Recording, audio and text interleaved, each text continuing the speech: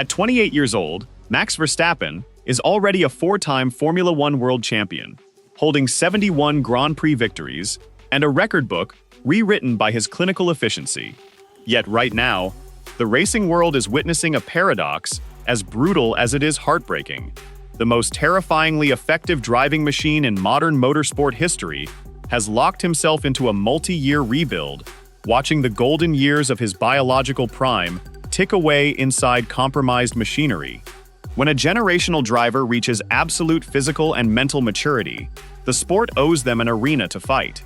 Instead, technical brain drains, power unit gambles, and internal management turnover have turned Verstappen's peak into an uphill war against physics and organization. He recently committed his future to Red Bull through 2030, but that loyalty comes with a devastating reality check. He may spend the rest of his 20s dragging a flawed package to survival finishes.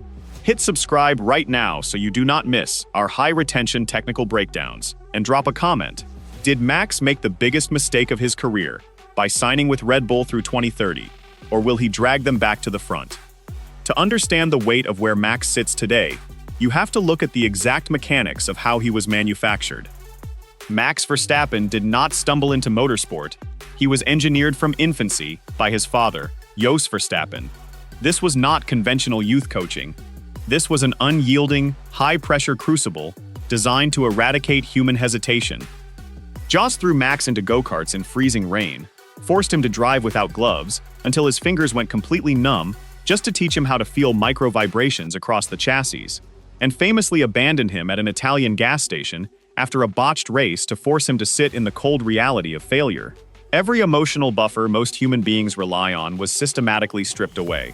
Max was programmed with one singular directive: victory is the only acceptable baseline. Second place is a structural error.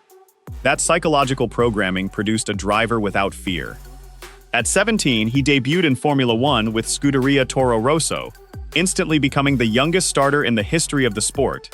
At 18, he won his debut race for Red Bull Racing at the 2016 Spanish Grand Prix, holding off veteran champions with clinical composure. The raw speed was undeniable, but the long-term cost was an athlete who derived his entire internal identity and satisfaction from pure, uncompromising technical control. When the ground effect technical regulations arrived in 2022, Red Bull handed him the ultimate aerodynamic weapon. In 2023, Verstappen delivered the most dominant individual campaign in the history of global sport. 19 wins out of 22 races, over 1,000 racing laps led, and a win rate exceeding 86%. He wasn't just beating 19 other elite drivers, he was rendering the entire championship irrelevant.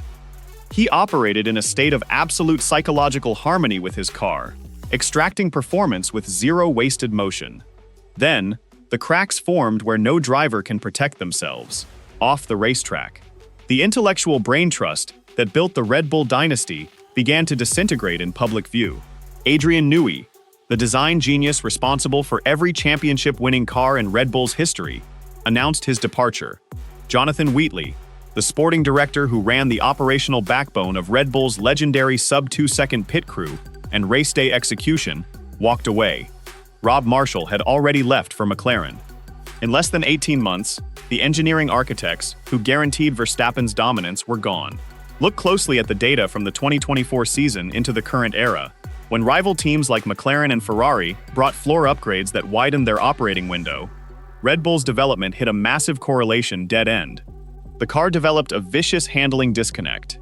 Telemetry overlays showed the front end washing out in medium-speed corners, followed by instant snap oversteer on corner exit whenever Max attacked the curbs. Remember the team radio meltdowns at the Hungaroring, where Max openly called out the car's balance and strategy over the comms? That was not just frustration. That was a driver realizing that the mechanical fortress built around him was collapsing. Evaluate this critically. If you were in Max's shoes, watching the technical masterminds walk out the door while rival machinery pulled 0.4 of a second on every straight, would you have committed your future through 2030? Or would you have triggered your exit clause to jump to a factory rival? Drop your analysis below. Other drivers in the second Red Bull seat completely collapsed under this instability. Max did not collapse, but he had to drive at 200% of his cognitive capacity just to drag podium finishes out of a fundamentally disconnected aerodynamic platform. In races where he used to cruise 30 seconds clear of the pack, he was forced into brutal defensive scraps just to salvage top 6 points. This is where the heartbreak becomes undeniable. In Formula One, driving talent can mask engineering deficits only up to a strict physical limit. Once the aerodynamic load stalls and the power unit deployment falls behind, no amount of racecraft can overcome the stopwatch. For seasons, Max masked Red Bull's developmental plateau through sheer aggression and tire management. But every telemetry trace revealed the exhausting truth. He was wringing the neck of a car that refused to rotate properly. The technical overhaul of modern engine and chassis regulations represented the ultimate gamble. For the first time in their modern history, Red Bull powertrains took on the monumental task of building an in-house Formula One power unit alongside Ford, directly taking on legacy engine giants with decades of manufacturing infrastructure like Mercedes, Ferrari, and Honda. If the internal combustion efficiency or electrical deployment maps fall short, the driver is powerless.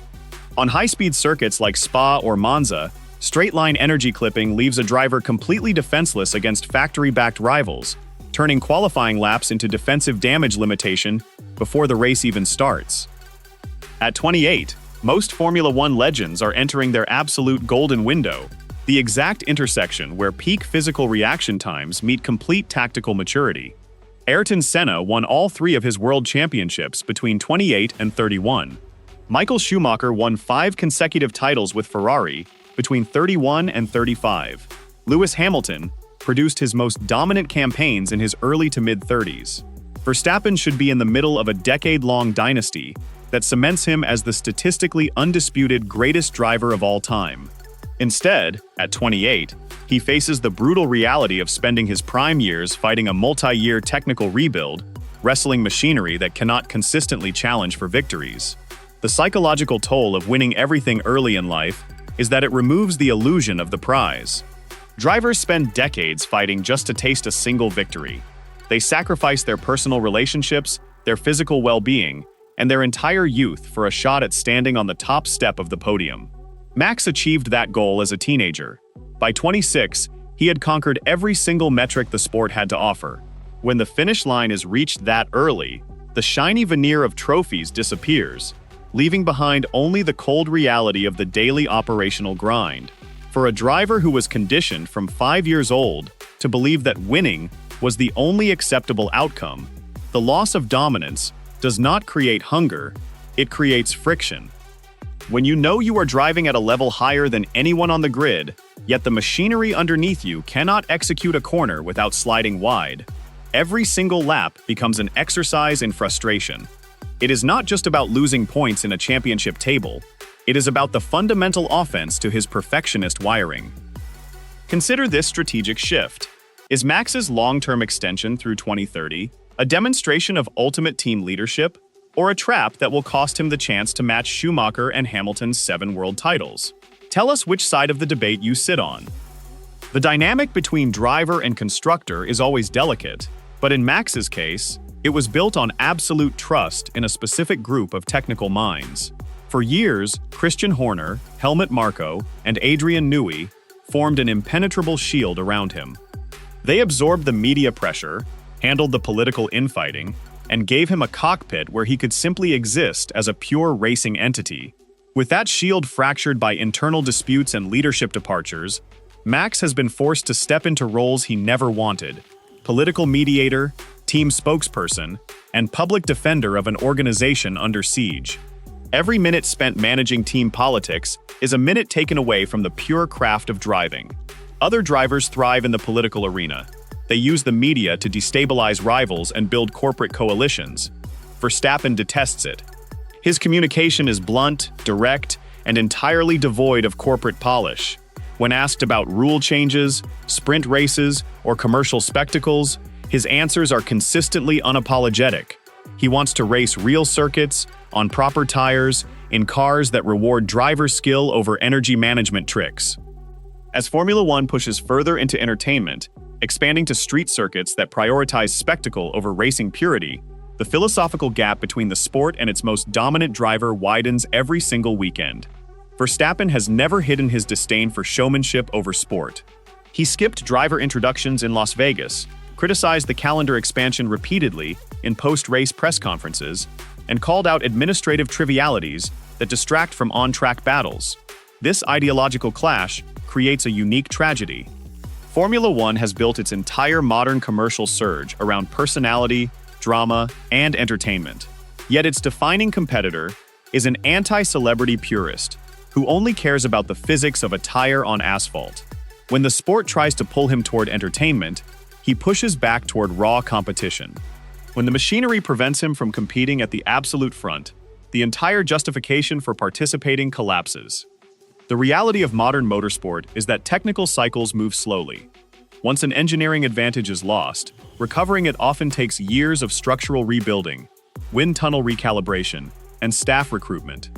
Even the most well-funded teams can spend half a decade in the midfield wilderness trying to recapture their former dominance. For a driver in their late 20s, waiting out a multi-year rebuilding phase is an eternity. Every season spent driving an uncompetitive car is a season of peak biological capability permanently lost. Reaction times, spatial awareness, and cognitive processing speed in high-G environments do not last forever. While experience and tactical racecraft can compensate for minor physiological declines in a driver's 30s, the razor-sharp edge of youth has an absolute expiration date. If Red Bull's new technical era struggles to achieve parity with factory-backed giants, Max faces a brutal dilemma. Does he spend 3 to 4 seasons grinding through 24 races a year just to score occasional podiums? Or does he cut ties and seek refuge with a rival manufacturer? Changing teams in Formula One is never a simple transaction. It requires adapting to entirely new operational cultures, engineering philosophies, and simulator models. A driver who spent a decade inside a team, built entirely around his driving style, must suddenly conform to another organization's design philosophy. History is filled with legends who moved teams at their peak only to find themselves trapped in uncompetitive projects that never materialized. The alternative, walking away completely, is no longer a theoretical scenario. It is a concrete probability that grows larger with every compromised race weekend. In sim racing, Max controls the setup, the team environment, and the schedule without a single corporate sponsor demanding an interview.